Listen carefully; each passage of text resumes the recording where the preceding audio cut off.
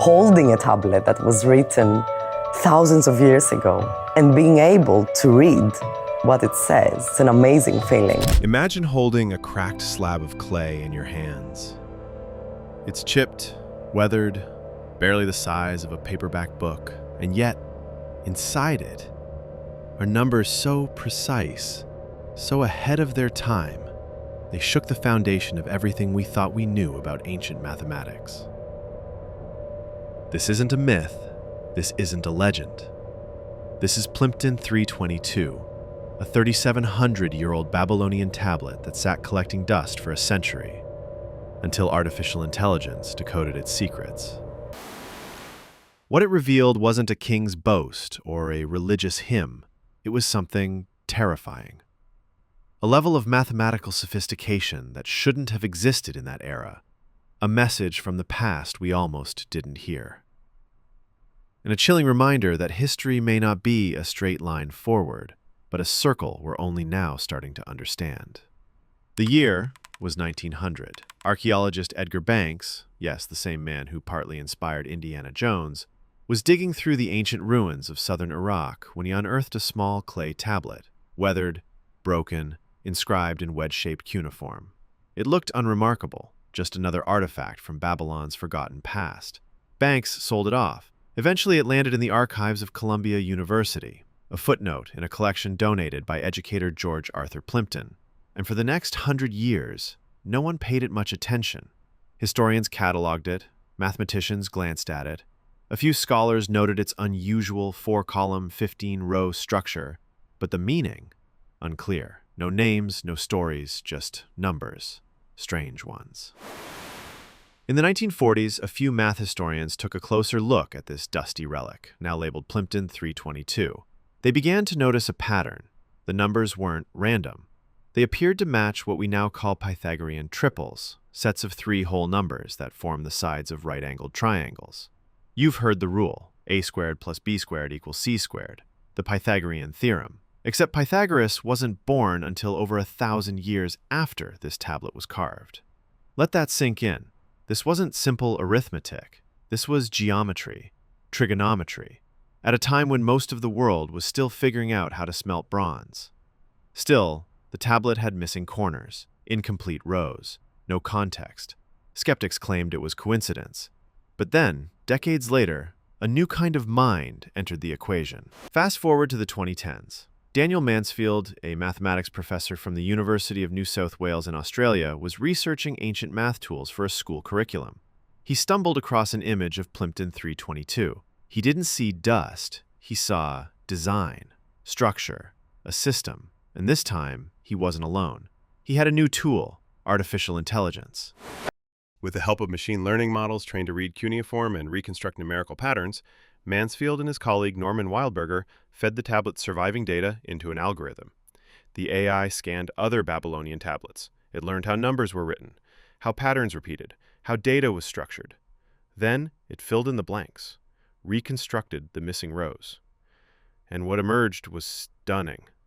Not only did the numbers on Plimpton 322 represent Pythagorean triples, they did so in ordered sequence from steepest to shallowest triangle.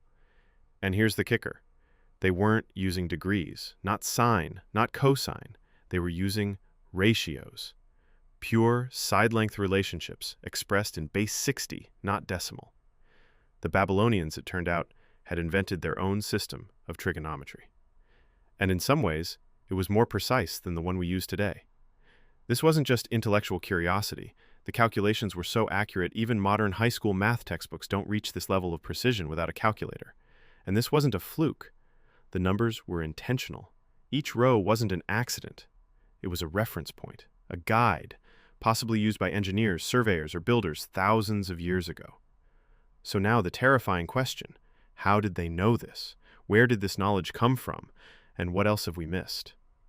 As Plimpton 322 gained attention, another tablet emerged from obscurity, Psi 427. Unlike its mathematically dense cousin, Psi 427 looked simple, just a clay map, a field plan. It was found in the context of a legal dispute over land boundaries. But when researchers analyzed it, they saw something else. This wasn't a crude sketch. It was a geometrically accurate layout. Right angles, proportions, spatial calculations. In other words, applied mathematics.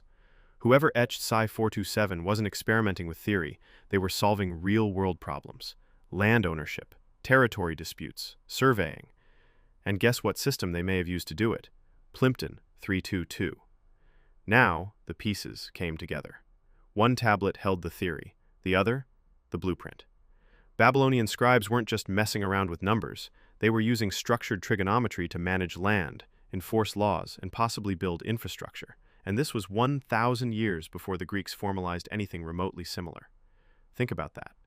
While much of the world was building mud huts and hunting with spears, someone in Babylon carved a portable mathematical reference guide into a piece of clay. The implication: this wasn't just advanced knowledge. This was a system, an organized, scalable, mathematical civilization. And we nearly missed it. So, why is this terrifying? Because of what it says about us. For centuries, we've told ourselves that human progress moves in a straight line. Egypt begat Greece, Greece begat Rome, Rome begat the Enlightenment. But this tablet? It doesn't fit. It suggests there were peaks of intellectual achievement that rose, flourished, and then vanished, without fanfare, without legacy, buried in sand, forgotten in archives. Plimpton 322 wasn't just a mathematical tool, it was a time bomb, a dormant artifact whose message only reawakened when machines learned how to listen. Here's what should haunt us most. Plimpton 322 and Psi 427 are just two tablets, out of tens of thousands sitting in museum basements, university drawers, and unindexed boxes.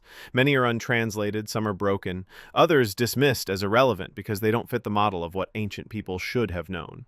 How many more contain systems, data, knowledge, lost because no one asked the right question, or because no machine had yet been trained to see?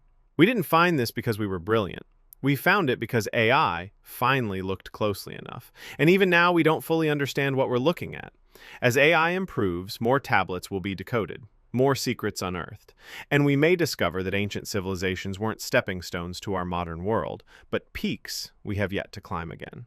This isn't just about Babylon. It's about the story we tell ourselves about progress. What if the first trigonometry wasn't Greek? What if the first calculator wasn't metal, but mud? What if the greatest minds of 1800 BC have already spoken to us? We just haven't listened yet. A single broken tablet, a field map from a legal dispute, two artifacts, thousands of years, one machine. Together, they unlocked a truth that should change how we see our past and how we imagine our future. Because sometimes, the most advanced systems don't come from silicon chips or satellites. They come from cracked clay, forgotten cities, and minds that were far ahead of their time. The past isn't gone, it's just waiting to be decoded. What do you think Plimpton 322 truly reveals? Was this knowledge invented or inherited from something even older? Let us know in the comments, and don't forget to like, subscribe, and share this with someone who still thinks ancient means primitive. Because sometimes, the most terrifying thing isn't what we don't know, it's what we once knew and lost.